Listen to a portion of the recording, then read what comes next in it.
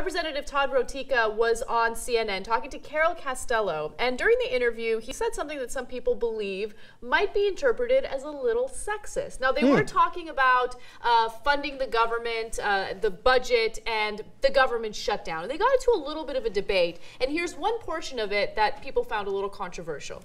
I think most Americans would say fight that fight separate from the federal budget. Don't partially shut down the government.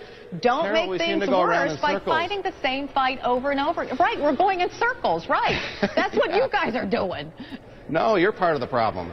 The media is part of the problem as well. Oh, come on.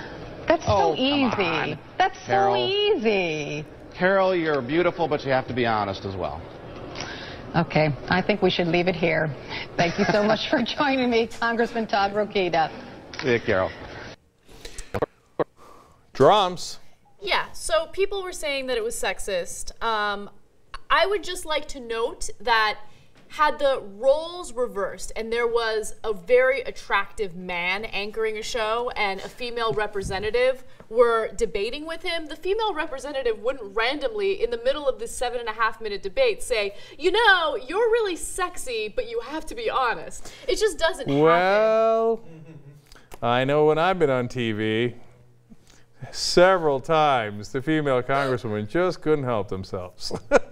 Could you imagine? How awesome would that be? Jake, you're really hot, but I gotta disagree. That'd be the best moment of your life. I'd be like, yes! Right? Yeah. So, but that's the funny part, right? Yeah. Like if a guy does it to a woman, it's sexist and unacceptable. If a woman did it to a guy, it would be awesome. So, because no, drop it.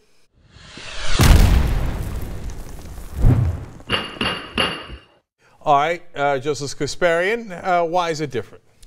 Well, I'll say it's different because that rarely ever happens, where a woman will make such a comment in the middle of a debate, because usually when a woman is debating a guy, she's usually just thinking about the debate. In the case of Todd Rokita, he is like talking about her attractiveness, and he's almost a little distracted by it, okay? He made a reference to her looks earlier on in the interview as well. Let's take a quick look at that video. And what we're fighting for at the end of the day, Carol, I don't know if you have children yet, or I'm sure you don't have grandchildren. You look much too young. Yeah, so like throughout the interview, you get this sense that he's debating her, but he's also trying to flirt with her a little bit. Anyway, so let me just give you my ruling. Look, it's not the worst thing in the world. I don't think that he intended to be sexist per se, but I do feel that it was inappropriate given the context and given the conversation and the debate that they were having.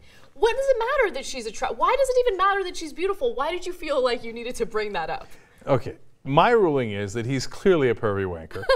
Okay, and he's a horn dog, and he's like, I could just see him talking to her like an assistant before the interview. You see this Carol one? Oh, like that, right? Yeah, just like that. Okay, so I hear you on that. Normally, I would actually vote not guilty because. Like, I remember when we talked about Chris Matthews ogling Aaron Burnett back in the day. That was creepy. It was creepy, and it was funny, right? But overall, not guilty. They're colleagues, okay? And also, it was the context of the conversation, right? Here, they're having a very serious debate, and he just feels the need to bring up her attractiveness in the middle of the debate. It just seems inappropriate. Yeah, but in this case, I'm voting guilty because you're a congressman. And you're talking to a person who's a journalist trying to do their job. It's not the right place to talk about whether she's attractive or not. And yes, and since you have that position of power, it might appear that you're condescending to her. Like, huh, you're beautiful, but you also have to think, is how it comes across. Exactly. And then people say, oh, spare me, okay? Yeah. And Republican telling me about thinking, okay? Yeah. And if you notice, he's also doing the same Republican strategy that everyone on TV is doing. Blame the media, blame the media. She's, oh, yeah, you know, you guys are doing, it's all your fault. By the way, call me. I know, but by the way, about the whole blame the media thing, Democrats do it as well. People blame the media all the time. No, because I blame the media, but the Democrats don't. When is the last time you heard a Democrat say it's a conservative media? Well, when I say Democrats, I'm kind of talking about people like us. But we're actual liberal Democrats, whereas you know the majority of Democrats out there are just pussies. So, no disrespect. They don't want to challenge. They don't want to challenge anyone. But you know what? Your commentary actually put me over the edge because you made me realize how sexist his comment was. The whole, "Hey, you're there because you're beautiful, but you got to add, you know, some intelligence to this comment, to your commentary." God, it's so condescending. Yeah, it is condescending, and I didn't think about it that way. And you're right. You're right. All right. Do we have any dissension? Let me go to the justices in the control booth. Oh, damn. All right, okay. Unanimous. So unanimous 4-0. Irina's watching over them, okay? So Irina's the executive producer. She's like, no, go ahead, say it's not sexist. Let me see how that turns out for you. Plus, she's Romanian, so you got to watch your back. All right, so yes, guilty.